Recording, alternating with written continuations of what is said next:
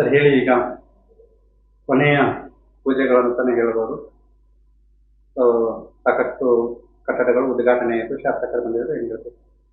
ಇವತ್ತು ನಮ್ಮ ಉಸ್ಕೂರು ಗ್ರಾಮ ಪಂಚಾಯತಿ ವ್ಯಾಪ್ತಿನಲ್ಲಿ ಅಂಬೇಡ್ಕರ್ ಭವನ, ಹಾಗೆ ಒಂದು ಉಸ್ಕೂರು ಸರ್ಕಲ್ನಲ್ಲಿ ಒಂದು ಬಸ್ ಸ್ಟ್ಯಾಂಡು, ಅದರ ಜೊತೆಗೆ ಒಂದು ವಿಎಸ್ಎಸ್ ಬ್ಯಾಂಕು, ಸಹಕಾರ ಸಂಘದ ಬ್ಯಾಂಕು, ಜೊತೆಗೆ ಒಂದು ಹಾಸ್ಪಿಟ್ಲು, ಉಪಕೇಂದ್ರ, ಇಷ್ಟು ಉದ್ಘಾಟನೆಗೆ ನಮ್ಮ MLA ಅವರು, ಜನತೆ ಶಾಸಕರಾದ ವಿಶ್ವಣ್ಣನವರು ಇವತ್ತು ಉಸ್ಕೂರು ಗ್ರಾಮ ಪಂಚಾಯತಿ ಬಂದಿದ್ದರು. ಅದ್ಧೂರಿಯಾಗಿ ಕಾರ್ಯಕ್ರಮವನ್ನು ಉದ್ಘಾಟನೆ ಮಾಡಿ ನಮ್ಮೆಲ್ಲರಿಗೂ ಅವರ ಆಶೀರ್ವಾದ ಮಾಡಿ ಹೊರಟಿದ್ದಾರೆ. ಸರ್, ಈಗ ಕೊನೆಯದಾಗಿ ಇದು ಕೊನೆ ಪೂಜೆನೆ ಅಂತ ಹೇಳ್ಬೋದು. ಸಾಕಷ್ಟು ಅಭಿವೃದ್ಧಿ ಕೆಲಸಗಳನ್ನು ತಾವು ಮಾಡಿದ್ದೀರಿ. ಹೌದು. ಈ 5 ವರ್ಷದಿಂದ ಇದೇ ಪಂಚಾಯತಿ ಬಹಳಷ್ಟು ಹದಗೆಟ್ಟಿತ್ತು, ಒಂದು ಚಿಕ್ಕ ರೂಮಲ್ಲಿತ್ತು. ಈಗ ಹೊಸ ಒಂದು ಚೈತನ್ಯ ಕೊಟ್ಟಿದ್ದೀರಿ ಉಸ್ಕೂರು ಗ್ರಾಮ ಪಂಚಾಯತಿಗೆ.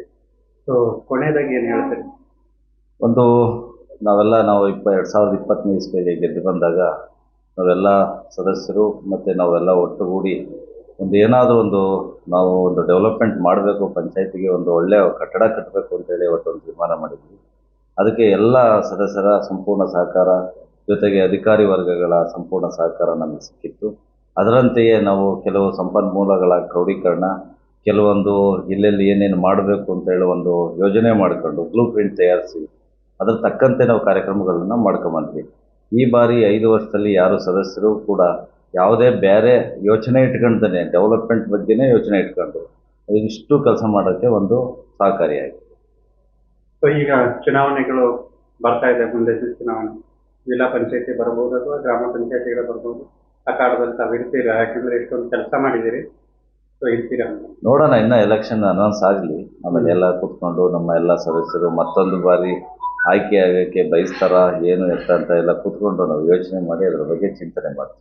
ಈಗ ಹೋದ ಬಾರಿ ನಿಮ್ಮ ಅವಿರೋಧ ಆಯ್ಕೆಯಾಗಿ ಎಲೆಕ್ಟ್ ಆಗಿದ್ರಿ. ಹೌದು. ಈ ಬಾರಿನೂ ಒಂದು ವೇಳೆ ಬಂದರೆ ಅವಿರೋಧಕ್ಕೆ ಹೋಗ್ತೀರಾ ಅಥವಾ ನೋಡೋಣ ಅವತ್ತಿನ ಪರಿಸ್ಥಿತಿಗೆ ಹೆಂಗಿರ್ತದೋ. ನಾವಂತೂ ಕೆಲಸ ಮಾಡಿದ್ದೀವಿ ಸಂಪೂರ್ಣವಾಗಿ. ನಾವು ಏನು ಒಂದು ಖುಷಿಯಾದಂಥ ಒಂದು ವಿಚಾರ ಏನಂದರೆ, ನಾವು ಸಂಪೂರ್ಣವಾಗಿ ಏನು ಮಾಡಬೇಕು ಅಂದ್ಕೊಂಡಿದ್ವೋ ಆಲ್ಮೋಸ್ಟ್ 95% ಎಲ್ಲ ಕೆಲಸ ಕಾರ್ಯಗಳು ಮಾಡಿದ್ದೀವಿ. ಎಲ್ಲ ಊರುಗಳಿಗೂ ಕೆಲಸ ಮಾಡಿದ್ದೀವಿ.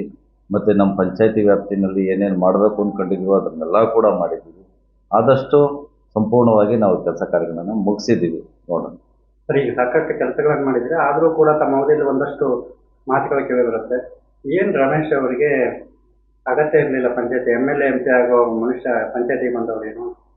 ಹೌದು, ನೀವು ಈ ಕ್ವಶನ್ ಕೇಳಿದ್ರಿ. ಈಗ ಆಲ್ರೆಡಿ 20 ವರ್ಷದಿಂದ ಸಣ್ಣ ಪಂಚಾಯತಿನಲ್ಲಿ ಇತ್ತು, ಇವಾಗ ಡೆವಲಪ್ಮೆಂಟ್ ಆಯಿತು ಅಂತ. ಈಗ ನಾವು ಬಂದು ಎಲ್ಲ ಸಹಕಾರ ಮಾಡೋದಕ್ಕೆ ನಮ್ಮೆಲ್ಲ ಸದಸ್ಯರು ಮತ್ತು ನಾವೆಲ್ಲ ಒಟ್ಟಾಗಿ ಸೇರ್ಕೊಂಡಿದ್ವಿ. ಇದು ಬದಲಾವಣೆ ಆಯಿತಾ?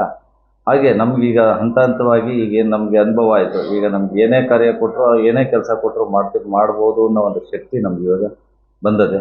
ಹಾಗಾಗಿ ಮುಂದಿನ ದಿನಗಳಲ್ಲಿ ನೋಡೋಣ. ಬಟ್ ಜನ ಅವರು ಏನು ಅನ್ಕೊಂಡಿದ್ರು, ತಳಮಟ್ಟದಲ್ಲಿ ಏನು ಬದಲಾವಣೆ ಆಗಬೇಕೋ ಅದನ್ನೆಲ್ಲ ನಾವು ಸಂಪೂರ್ಣವಾಗಿ ಮಾಡ್ತಾ ಬಂದಿದ್ವಿ. ಪ್ರಾಕ್ಟೀಸ್ ಮಾಡ್ತಿದ್ರೆ ನೆಕ್ಸ್ಟ್ ಅವಕಾಶ ಸಿಗುತ್ತೆ ಅಂತ ಕಾಯ್ತೀವಿ.